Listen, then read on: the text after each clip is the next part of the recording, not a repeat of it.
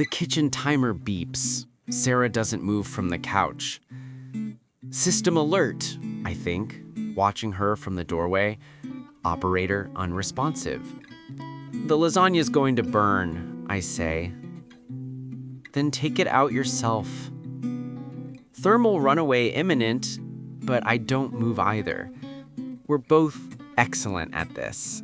The standing still, the waiting for the other to flinch first. Engineers call it a deadlock. Two processes, each waiting for the other to release a resource. In our case, the resource is pride.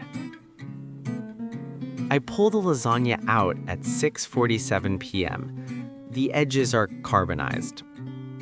Acceptable material loss, I note grimly.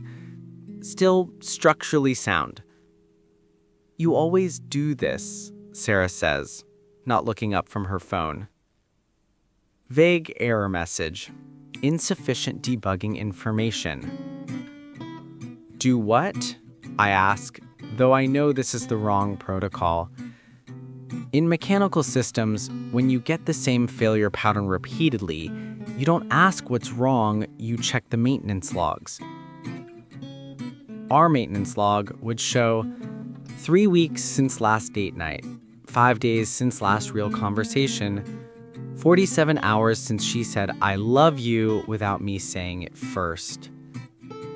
You know what, she says. And there it is. The circular reference that crashes the whole program.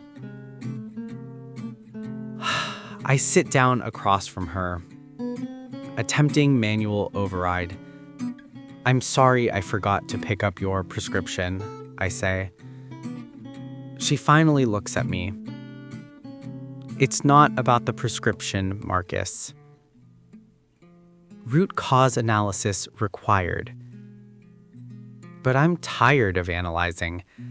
At work, I calculate stress tolerances, fatigue limits, points of failure. I model how much load a beam can bear before it buckles. I've never been able to model this. Us. Fracturing under invisible weight. Then what's it about? Sarah sets her phone down. In the dim kitchen light, I can see the exact angle of her jaw, the cantilever of her cheekbone. Even now, especially now, she's beautiful. Aesthetic considerations non-negotiable, I think. This component is irreplaceable. She says it's about you being here but not here. It's about me feeling like a variable in one of your equations, something to be optimized. Direct hit, critical system damage. That's not, I start, but she holds up her hand. Do you know what you did last night during dinner? You spent 20 minutes explaining gear ratios to me. Gear ratios, Marcus. I teach kindergarten. I spent my day helping Emma Rodriguez learn to tie her shoes. I wanted to tell you about it. I wanted to tell you how her face lit up when she finally got it. But you were too busy explaining mechanical advantage. Buffer overflow. Too much input. Processing capacity exceeded. I thought you liked when I explained things. I liked when you talked to me. There's a difference. The timer beeps again.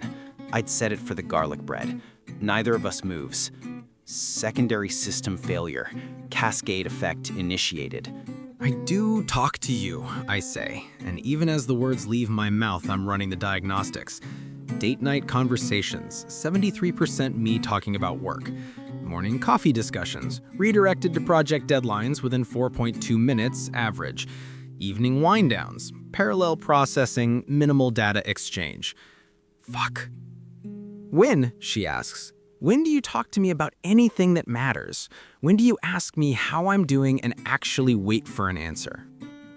Catastrophic realization. Total system awareness failure. I've been treating her like a fixed constant in my life equation, when she's always been the variable that makes everything else make sense. You can't optimize a marriage. You can't calculate love like bearing loads. You can't reduce a person to a set of parameters and expect them to stay. You're right, I say. She blinks. Unexpected response detected. What? You're right. I've been an idiot. I search for the words, trying to step outside my engineer brain for once. I've been so focused on maintaining everything, on keeping all the systems running, that I forgot we're not a machine. We're a mess, she offers, but there's something softer in her voice now. I was gonna say under construction, but mess works too. The corner of her mouth twitches. Preliminary positive response. Proceed with caution. Tell me about Emma. Tell me about her shoes. Sarah studies me for a long moment, and I wonder if I've waited too long, if too many maintenance cycles have been skipped, if the damage is beyond repair tolerances.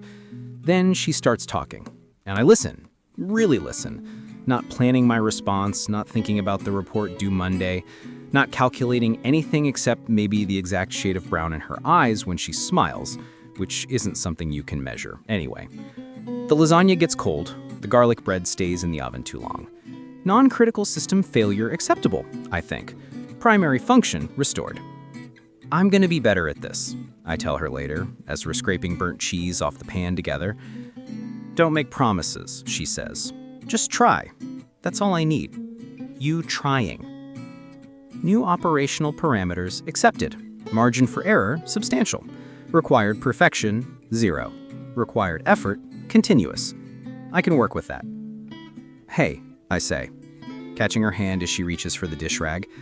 I love you, not because you're optimized or perfect, or because you make logical sense. I love you because when you laugh at your own jokes before you finish telling them, something in my chest recalibrates. Because you're the only chaos I've ever wanted to live inside. She looks at me, really looks at me, and I see it. The structural integrity returning, the load redistributing, the system stabilizing. That was almost romantic, you know, for an engineer. I'm working on my translation protocol.